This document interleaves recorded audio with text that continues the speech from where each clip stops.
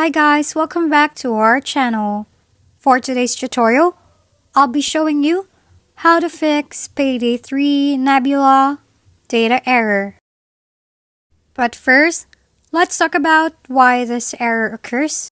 This error may caused by the server downtime, and there is currently a maintenance.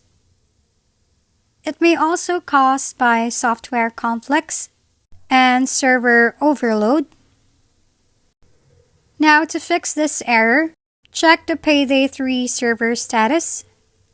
If the servers are down or overloaded, the only option with this issue is to wait patiently until the servers are back up again and running.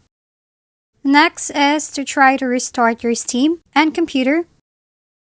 Then log into your account and relaunch the game. Sometimes it can fix the problem, but if not, then go ahead and log into your Nebula account without linking your Steam account.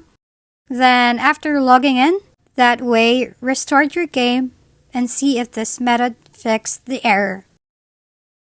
If you found this video helpful, please like and subscribe. If you have any questions, drop them below and we'll see you on the next video.